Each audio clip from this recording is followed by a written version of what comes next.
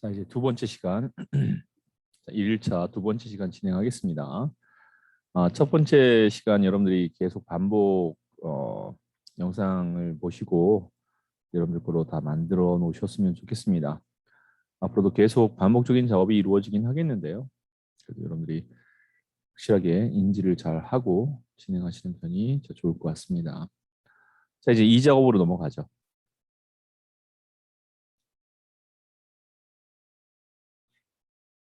이 작업에서 중요한 거는 이제 위의 내용이에요. 자, 여러분들 좀 보시면 아시겠지만 1작업, 자, 2작업과 3작업에 약간 공통점들이 있습니다. 제1작업의 B4에서 H12, B4에서 H12면 여기까지가 되겠죠? B4에서 H12까지의 영역. 그렇죠? 자, 여기를 복사해서 제2작업 시트의 P2 셀에, 자, 밑에 볼까요?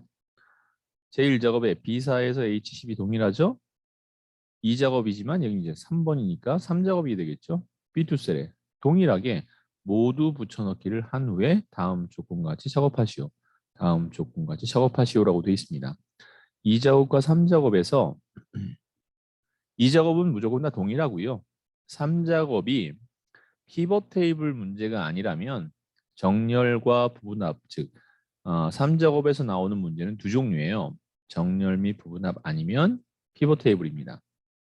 피벗 테이블 같은 경우에는 복사해서 붙여넣는 것은 아니에요. 하지만 정렬 및 부분합은 이 작업과 동일하게 미리 이 작업을 해야 됩니다. 그 부분을 좀 살펴보죠. 자, 복사의 단축키가 뭐죠? 컨트롤 C죠. 컨트롤 C로 복사를 하면 점선 영역이 이렇게 나옵니다. 자, 제2 작업을 선택했고요. P2 셀, P2 셀에다가 컨트롤 V를 이용해서 붙여넣기를 한 겁니다. 자, 이렇게 붙여넣기를 하게 되면 기본 서식과 색깔들이나 뭐 선 종류들이나 이런 게 나오는데 열의 너비는 안 가져와졌어요. 그래서 여기 보면 뭐라고 돼 있어요? 모두 붙여넣기 하라고 돼 있죠. 자, 마우스 오른쪽 클릭을 해서 선택하여 붙여넣기라는 걸 클릭을 할 겁니다. 자, 그래서 열 너비를 선택하고 확인을 하면 열 너비까지도 이렇게 제1작업에 나온 상태로 다 가져왔어요. 자, 그런데 하나 안 된 게 뭐죠? 바깥에 아무 데나 클릭해 볼게요. 자, 이쪽과 이쪽은 여기 밑엔 선이 없고 오른쪽은 굵지 않고 그렇죠? 자, 그래서 이렇게 선택하여 붙여넣기가 끝난 다음에는 테두리의 화살표에 들어가서 굵은 바깥쪽 테두리를 눌러주면 됩니다. 여기까지가 제2작업과 제3작업에 물론 제3작업이 피벗 테이블일 경우에는 예외지만 자, 우리가 이렇게 선작업을 미리 해야 됩니다. 자, 제3작업도 한번 해볼게요. 제1작업 영역 잘 잡혀 있죠? 컨트롤 C. 제3작업에서 B2 셀을 선택하고 제3작업에 B2 셀을 선택해서 컨트롤 V. 그런 후에 마우스 오른쪽 클릭 선택하여 붙여넣기해서 열 너비 확인. 그다음 하나 더 테두리의 화살표에 들어가서 굵은 바깥쪽 테두리까지 넣어주면 되겠습니다. 자, 이제 제2작업으로 넘어와서 자, 우선 제2작업으로 넘어와서 해야 될 것들이 있지만 우리 아까 비교연산자에 대해서 좀 살펴본다고 했기 때문에 비교연산자를 좀 살펴볼게요. 자, 비교연산자 같은 경우에는 여러분들이 좀 숙지를 좀 해야 되는데요. 초과라는 말이 있고요. 그다음에 이상, 자, 이하부터 할게요. 이하가 있으면 미만이 있습니다. 그다음에 아니다 또는 같지 않다라는 말이 있어요. 아니다보다는 같지 않다라고 한번 표현을 한번 해보죠.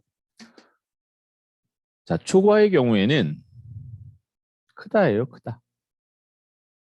그 다음에 이상인 경우에는 크거나 같다. 이하는 작거나 같다. 미만인 경우에는 작다. 자, 그 다음 같지 않다라는 부분은 부등호를 서로 이렇게 마주보게 해주는 형태입니다.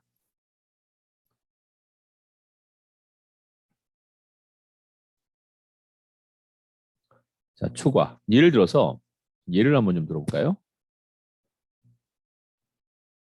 20 초과다. 이런 말이 나왔다면 어떻게 해야 돼요? 이렇게 들어가는 겁니다. 예를 들어서 20 이상이다 라고 했다면 크거나 같다 20 이렇게 들어가는 거죠. 이해할 수 있겠죠? 자, 그래서 우리가 아까 조건부 서식을 이용해서 행 전체에 나타냈을 때 여기 부분에 나타냈을 때 홈에 조건부 서식에 또 새 규칙을 만드는 게 아니라 규칙 관리로 들어가는 거죠. 규칙 관리로 들어가서 규칙 편집에 들어갔을 때 여기 200 이상이란 표현을 그래서 우리가 이렇게 한 겁니다.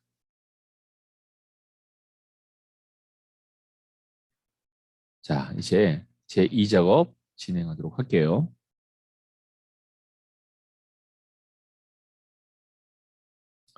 자, 제2작업에서 자, 먼저 목표값 찾기라는 걸 좀 해볼게요.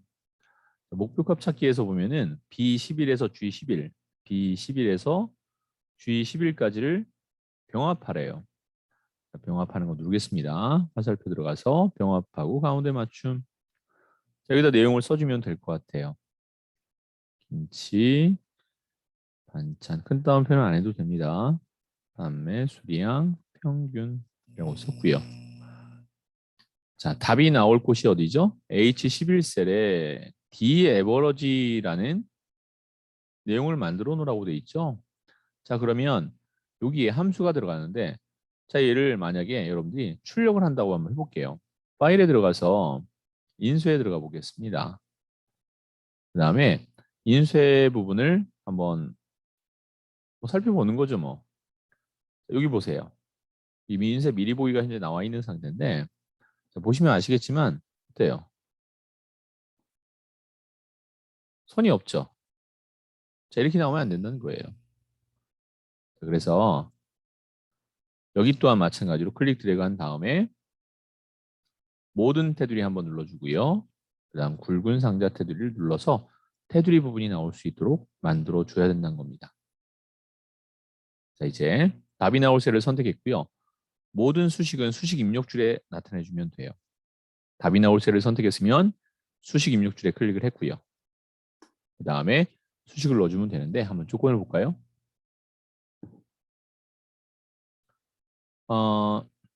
D 에버러지란 말이 나왔어요. 우선 함수를 우리가 아직 모르는 상태에서 D 에버러지를 쓰기는 좀 어렵지만 D 에버러지의 형식을 알게 되면은 D sum, D 에버러지, D max, D min 즉 D로 데이터베이스 함수를 이용한 이러한 함수는 다 똑같이 적용된다라는 걸 알 수 있을 겁니다.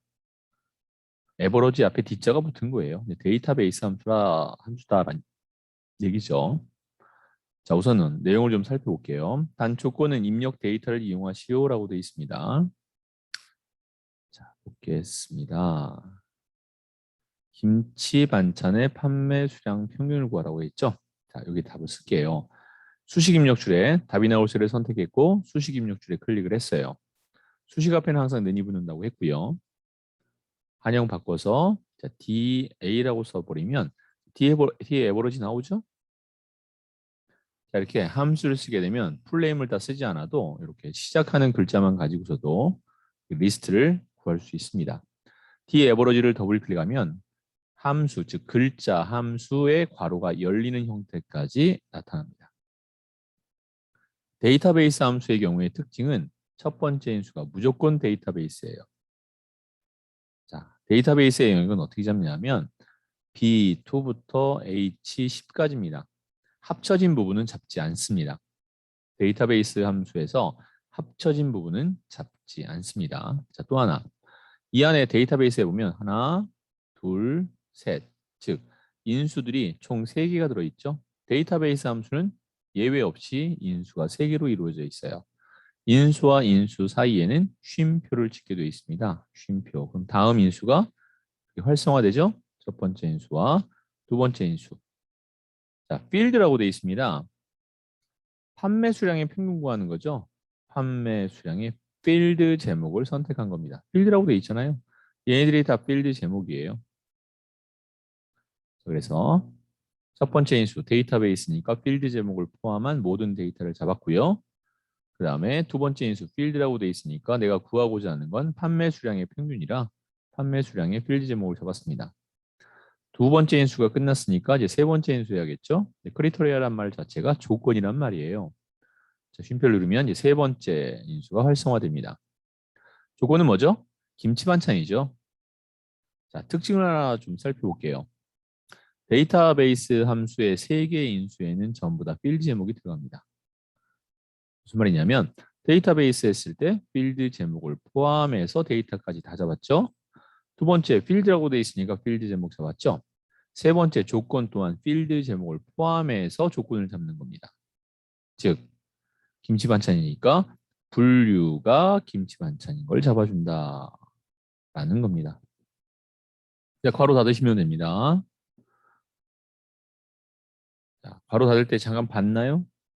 괄호가 닫혀지면서 이 앞에 있는 괄호가 잠깐 굵어졌다가 닫혔을 거예요. 얇아졌을 거예요. 다시 한번 보여줄게요. 자, 닫겠습니다.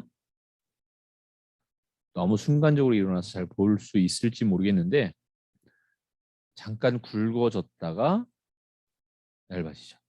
즉, 이 괄호 닫혀진 것은 어디 괄호가 시작돼서 어디 괄호로 닫혀졌다는 걸 보여주는 형태다라고 생각하면 되고요. 마지막 괄호는 무조건 검정색 괄호로 닫힙니다. 중복 함수라고 해서 이 안쪽에 어떠한 함수를 또 썼다면 그 함수의 괄호는 다른 색깔로 되어 있을 거예요. 하여간간에 두 번을 썼건 세 번을 썼건 맨 마지막 괄호는 검정색 괄호로 끝나야 된다는 거 잊지 말고요. 자, 입력 단추 누릅니다. 자, 이렇게 나타났습니다. 자, 그런데 목표값 찾기라는 말 자체가 뭐냐면 나는 여기 나와 있는 대로 141.666이 아니라 어떠한 값이 되고 싶은 거예요. 이렇게 143이 되고 싶은 거예요. 자, 그러면 답이 나올 셀을 선택했고요. 데이터라는 곳에 가게 되면 가상 분석 안에 세 가지가 있어요. 이 시험에서는 뭐만 나오냐면 목표값 찾기만 나오지만 우리가 엑셀 실무라는 부분을 이제 배우게 될 텐데 1시간에 걸쳐 이제 하루에 걸쳐서 그때 이 시나리오 관리자가 무엇이며 데이터표가 무엇인지에 대해서도 배울 거예요. 컴퓨터 활용 능력이란 여러분들 시험을 준비를 했다면 요 시나리오 관리자가 무엇이며 데이터표가 뭐라는 것 또한 알 수 있겠지만 혹시 그걸 하지 않았다면은 이번 시간에는 목표값 찾기를 하고요. 다음에 엑셀 실무 과정에서는 그 시나리오 관리자와 데이터표까지 공부를 해보도록 하겠습니다. 자, 목표값 찾기 선택을 했습니다. 자, 그러면 요 안에 d-average라는 수식이 들어있는 셀이 잘 선택된 거죠. 찾는 값은 말 그대로 값이에요. 원하는 값을 직접 쓰는 겁니다. 얘가 뭐가 되고 싶어요? 143이죠. 자, 그래서 143을 선택을 할게요. 선택하는 것이 아니라 숫자를 쓸게요. 값이니까. 값을 바꿀 셀이라고 돼 있어요. 값을 바꿀 셀은 어떤 거죠?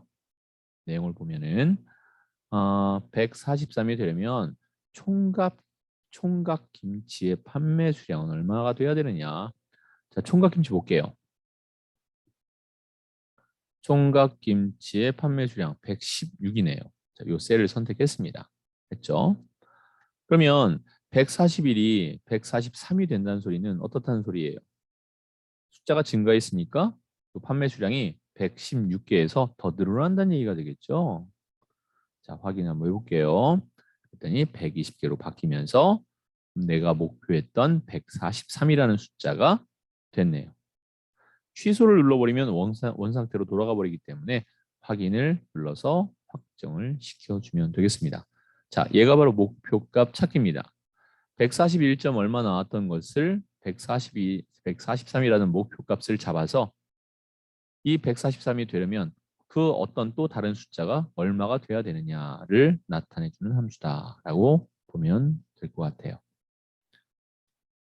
자, 이번에는 이제 고급 필터라는 걸 좀 하겠습니다. 자, 그냥 필터와 자동 필터와 고급 필터의 차이가 있는데요. 자동 필터에 대해서도 한번 해볼 거고요. 고급 필터에 대해서도 한번 나타내 보도록 할 겁니다. 자, 먼저 고급 필터를 하기 위해서는 조건이 필요해요. 자, 조건을 하기 전에 이거 한번 살펴보자. 자, AND 연산자라는 게 있고요. OR 연산자라는 게 있어요. AND 연산자의 경우에는 이렇게 보시면 돼요. 두 개 이상의 조건이 있을 때 두 개 모두 만족하는 거를 가리켜서 AND 연산자라고 하고요. OR 연산자는 두 개 이상의 조건이 있을 때 한 개만 만족해도 되는 거.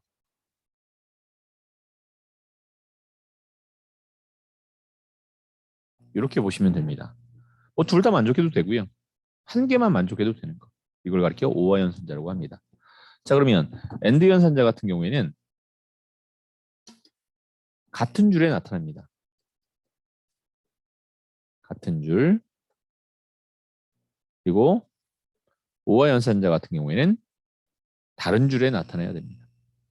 이게 차이예요. AND 연산자 같은 경우에는 같은 줄에 나타나지만 OR 연산자 같은 경우에는 다른 줄에 나타난다라는 것이 차이입니다.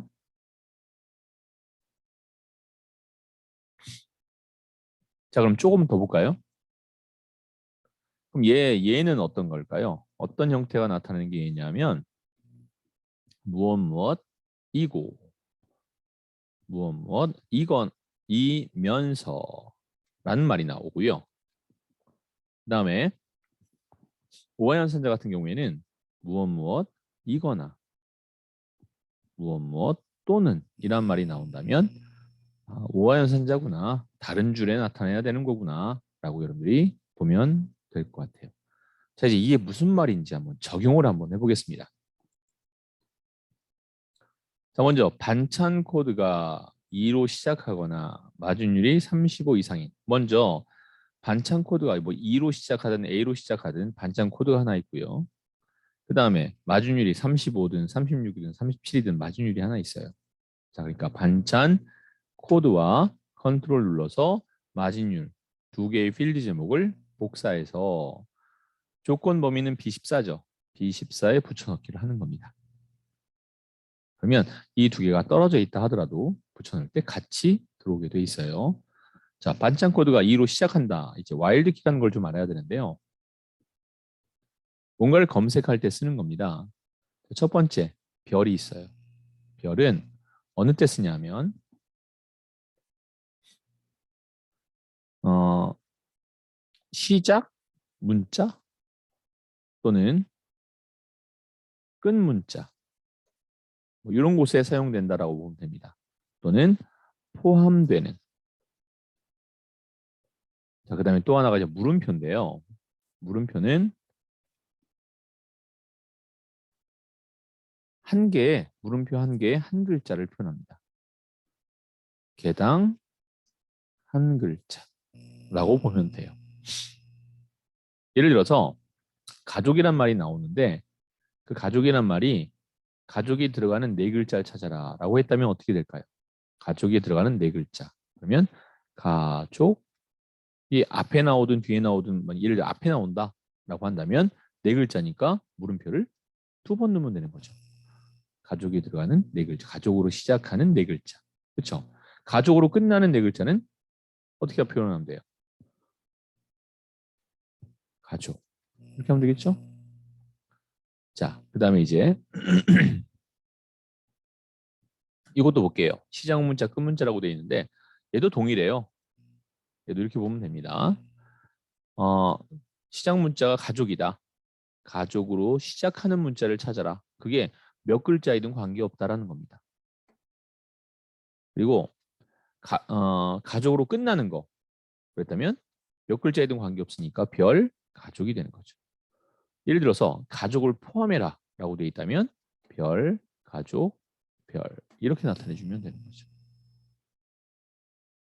자, 우선 적용을 좀 해볼게요. 여러분들이 뭐 한 번에 얘기를 듣고 뭔 얘기인지 알아들을 수는 없을 거예요. 하지만 이런 것이 있구나라는 것만 이해하면서 내용을 보도록 할게요. 자, 우선 반찬 코드가 2로 시작한다 그랬습니다. 그러니까 2로 시작한다. 뭐 한 글자든 두 글자든 세 글자든 그건 모르겠어요. 그냥 2로 시작하면 된다. 그러면 별이 들어가면 되는 거죠. 그 다음에 시작하거나 그랬죠. 뭐뭐 하거나라고 돼 있다면 뭐 이거나 하거나라고 돼 있다면 오와 연산자는 어떻게 돼 있어요? 다른 줄이라고 돼 있습니다. 다른 줄이라는 소리는 같은 줄이 아니라 다음 줄에 그 다음 줄이 다르게 해서 나타내 주는 거죠. 여기에는 뭘 나타내죠? 30% 이상인 그랬습니다. 그러니까 이상은 뭐예요? 크거나 같다 30% 이렇게 들어가면 되는 겁니다. 자, 얘네들 또한 마찬가지로 전체를 다 잡아서 홈에 들어가서 테두리가 들어가야 되겠죠? 모든 테두리 한번 넣어주고요. 들어가서 굵은 바깥쪽 테두리 넣어주고요. 요 필드 제목과 데이터 사이에 굵은 선이 들어갔죠? 필드 제목만 잡아서 굵은 바깥쪽 테두리를 넣어주면 되겠습니다. 이게 조건이에요. 자, 이제 고급 필터를 한번 해볼게요. 추출하시오라고 되어 있죠. 필터가 걸러낸다라는 소리가 되겠습니다. 자, 그런데 여기서 이상인 자료에 반찬명, 분류, 마진율, 판매 금액 4개의 데이터만 추출하시오라고 되어 있죠. 반찬명서부터 시작해서 판매 금액까지 4개의 필드 제목은 나오라고 되어 있는데 자, 그거는 좀 차후에 하고요. 먼저 전체 다 나오는 걸 한번 해보겠습니다. 자, 필드 제목서부터 다 잡았어요. 그리고 나서 데이터에 들어가면 고급이라는 게 있습니다. 자, 고급을 선택하고요. 조건 범위라고 나온 부분 있죠? 조건 범위를 다 잡아주면 됩니다. 그 다음에 복사 위치는 비활성화되어 있어요. 자, 이 상태에서 확인을 누르면 현재 위치에 이런 식으로 나타나 버려요. 자, 컨트롤 Z. 자, 그래서 여기다 하지 않고 고급에 다시 들어가서 조건 범위 목록 범위는 다 잡혀 있는 점선이 잘 확인해 주고 있고요. 자, 조건 범위 다 잡았습니다. 그 다음에 복사 위치는 다른 장소에 복사를 눌렀을 때 복사 위치가 확인이 돼요. 자, 그래서 이 복사 위치가 어디로 돼 있어요? B18이죠? 자, 이 상태에서 확인을 누르겠습니다. 자, 내용 한번 살펴보죠. 자, 여기 테두리는 어떻죠? 얘 다 잡고 굵은 상자 테두리가 들어가야겠죠? 굵은 바깥쪽 테두리, 굵은 바깥쪽 테두리 보겠습니다. 자, 마진율이 30% 이상인 거. 자, 30% 이상 맞죠? 얘도 맞고 맞는데 25%는 왜 나왔을까요? 30% 이상인데. 그렇죠. 반찬 코드가 2로 시작되잖아요. 두 가지 조건 다 만족해도 되고 둘 중에 하나만 만족해도 된다. 얘는 C는 아니지만 그러니까 2로 시작하는 것이 아니지만 마진율이 30 이상이기 때문에 나온 겁니다. 자, 이제 여기까지 해서 결과를 나타냈는데 문제는 뭐예요? 반찬명, 분류, 마진율, 판매 금액. 반찬명, 분류, 마진율, 판매 금액. 얘만 나와야 돼요. 그 외 나머지 반찬 코드, 검색 태그, 판매 수량은 나오면 안 돼요. 그럼 방법은 이렇게도 할 수 있어요. 여기 잡아서 오른쪽 클릭, 삭제. 왼쪽으로 밀어내기, 확인. 자, 그 다음에 검색 태그, 마우스 오른쪽 클릭, 삭제. 왼쪽으로 밀기. 자, 그 다음에 판매 수량 다 잡아서 마우스 오른쪽 클릭, 판매 금액이 나와야 되는 거니까요. 삭제하고 그다음 왼쪽 밀기 확인한 후에 전체 다 잡아서 굵은 바깥쪽 테두리 나타내주고 그 다음에는 B열부터 E열까지 다 잡고 E와 F 사이를 더블 클릭했을 때 자, 적당한 간격은 컴퓨터가 알아서 맞춰주는. 자, 이렇게 해서 요 네 가지의 결과만 나오게 하면 되는 겁니다. 자, 그런데 바로 나오게 할 수 있는 방법은 그럼 뭐 어떻게 해야 되는 거냐를 배워볼게요. 자, 밑에 있는 내용은 오른쪽 클릭해서 다 삭제하겠습니다. 문제에 나와 있는 것처럼 반찬명, 분류, 마진율, 판매 금액. 반찬명, 분류 같이 있으니까 클릭 드래그로 잡을 겁니다. 자, 여기서 저랑 같이 하는 규칙이 하나 있어요. 같이 붙어 있는 거는 클릭 드래그로 잡는다라는 겁니다. 컨트롤 눌러서 떨어진 거니까 마진율, 판매 금액을 선택했고요. 컨트롤 C를 눌러서 복사를 했고 B18셀, 즉 복사 위치가 B18이죠? 붙여넣기 했습니다. 이렇게 네 가지만 나타내 준 겁니다. 자, 이제 이 점선 영역은 ESC 누르면 사라집니다. 자, 클릭 드래그로 영역을 잡았어요. 자, 데이터에 가서 구급 눌렀습니다. 자, 현재 위치에 목록돼 있고요. 다른 장소의 복사를 이용해서 복사 위치를 요 B18을 잡는 것이 아니라 붙여 넣은 요 네 개를 잡아주는 겁니다. 자, 그런 다음에 확인을 하는 거죠. 마지막으로 영역을 잡아서 홈에서 굵은 바깥쪽 테두리로 마무리하면 되겠죠. 이게 제2작업에 대한 내용입니다. 목표값 찾기가 이루어졌으면 고급 필터를 이용해서 결과를 추출하는데 다 추출할 거냐 아니면 내가 원하는 필드 제목에 해당하는 것만 추출할 거냐를 이렇게 부분적으로 선택해서 나타내 줄 수 있다라는 겁니다. 이해가 되나요? 자, 이제 제3작업 정렬 및 부분합 들어가도록 하죠. 출력 형태와 이렇게 동일하게 나와줘야 된다라는 거. 자, 제3작업 들어갑니다. 제3작업 우리가 이미 제2작업과 동일하게 붙여넣기를 했는데요. 여러분들 기억력을 좀 되새기기 위해서 삭제했고요. 제1작업에 이 영역 다시 잡고요. 컨트롤 C로 복사. 그 다음에 제3작업에 P2 셀에서 컨트롤 V로 붙여넣기. 마우스 오른쪽 클릭 선택하여 붙여넣기해서 열너비 확인. 마지막으로 테두리에 화살표 들어가서 굵은 바깥쪽 테두리로 작업을 해줬습니다. 자, 이제 이 영역은요, 여러분들이 별도로 해제할 필요가 없어요.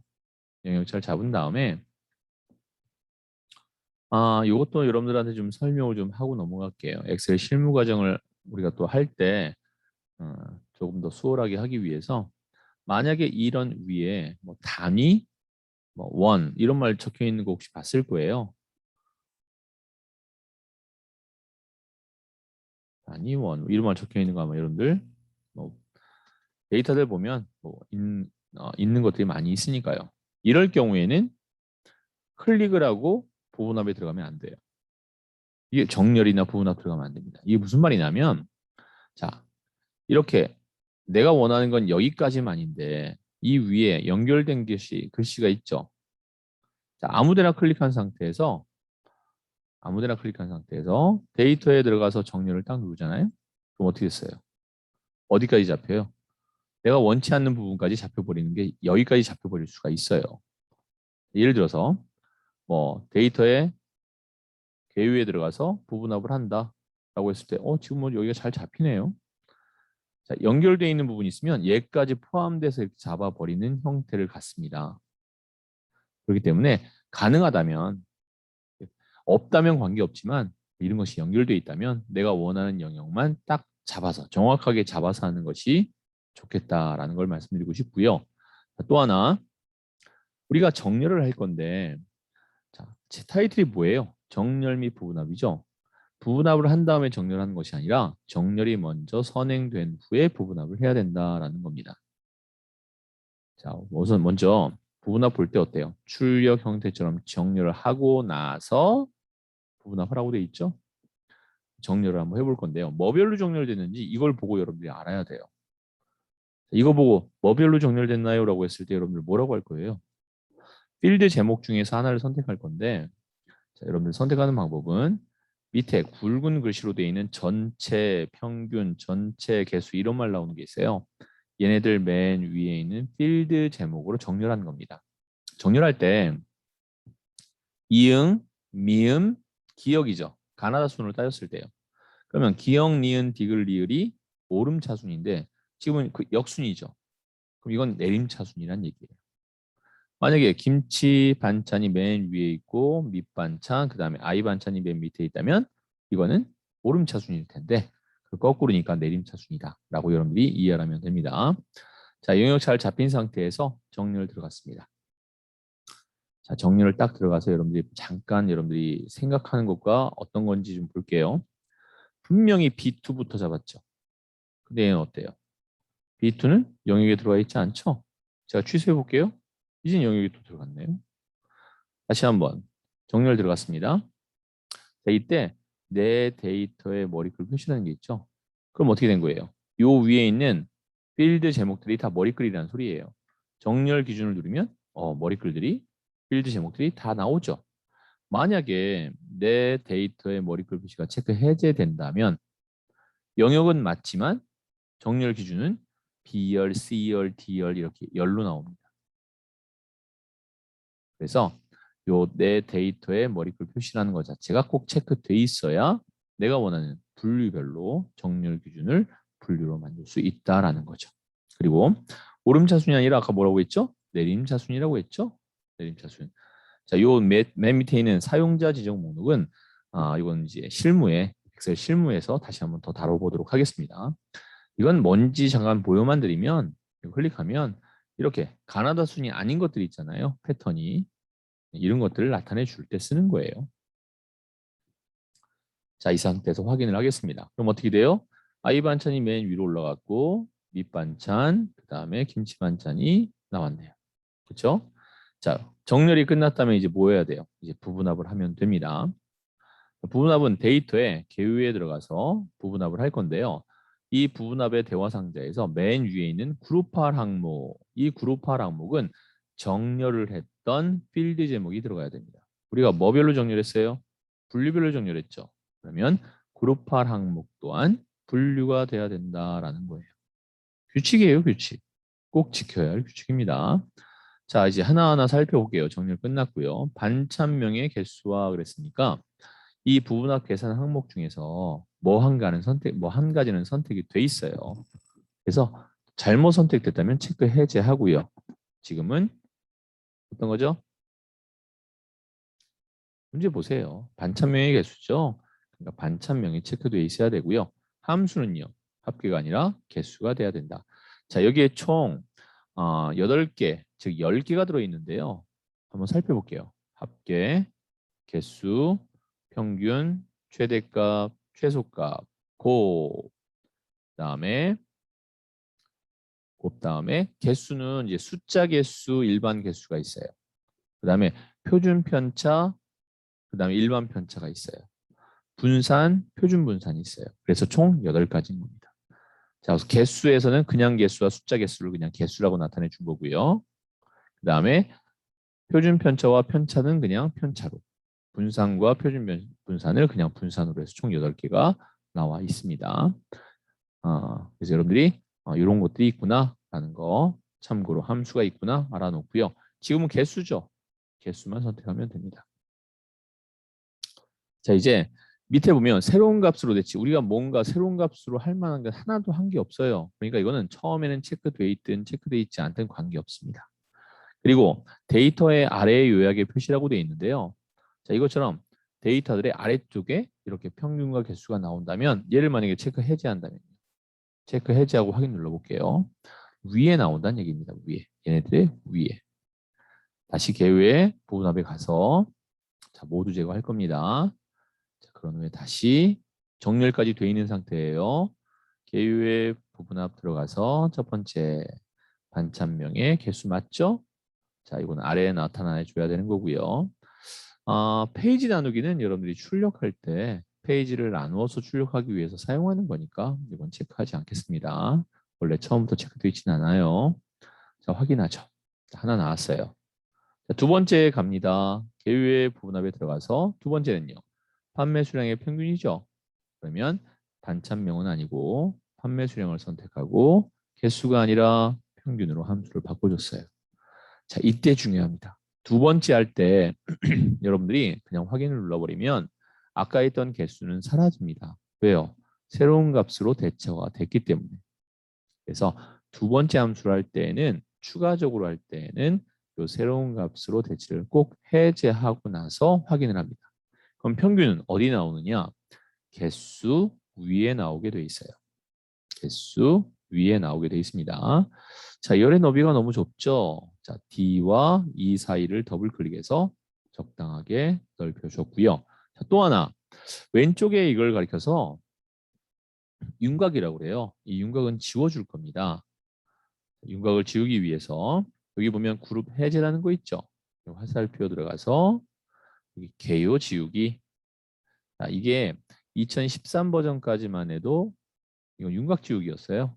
근데 이게 16년 버전부터는 개요 지우기로 바뀌었습니다. 개요 지우기 누르면 왼쪽이 이제 사라집니다. 명칭이 바뀌었다는 거 참고해 주시면 되겠네요.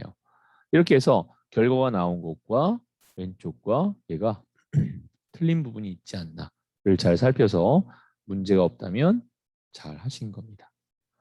자, 여기까지가 2번 작업과 3번 작업을 쭉 해봤어요. 자, 우선 뭐 여러분들이 처음 하는 거라 좀 어려울 수도 있을 겁니다. 근데 계속 반복해서 앞으로 우리가 수업을 준비할 거고요. 진행할 거니까 여러분들이 뭐 잘만 따라오신다면 이 과정을 다 듣고 나서 ITQ 정보화 교육제 후에 시험을 보실 때 다 A등급 맞을 수 있는 실력이 다 되실 거라고 생각을 합니다. 42시간 우리가 엑셀만 해도 사실 많은 시간은 아니에요. 근데 거기에 4시간, 4번 정도, 4, 3, 12, 12시간 정도는 어, 파워포인트를 또 해야 되고 그다음에 거기 또 이틀 정도는 엑셀 실무를 해야 되는 좀 빠듯한 과정이긴 합니다. 최대한 시간 안에 여러분들이 시험에 나오는 문제들을 담아보려고 노력을 하겠지만 여러분들이 한 번 봐서 여러분들이 여러분들 거로 만들 수 있다면 세상에 어려움은 없을 거예요. 근데 사실 엑셀이란 이 시험만 가지고서도 상당히 어려운 부분이 없지 않아 있어요. 여러분들이 얼마나 연습을 하고 계속 반복 학습을 하는지에 따라서 결과는 달라질 수 있으니까요. 기왕 시작한 거 좋은 결과를 얻기 위해서 최선을 다해 주시기 바랍니다. 자, 두 번째 시간은 여기서 마무리를 좀 할 거고요.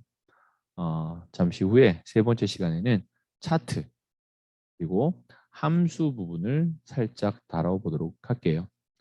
자, 수고했고요. 잠깐 쉬었다가 세 번째 시간에 보도록 하겠습니다.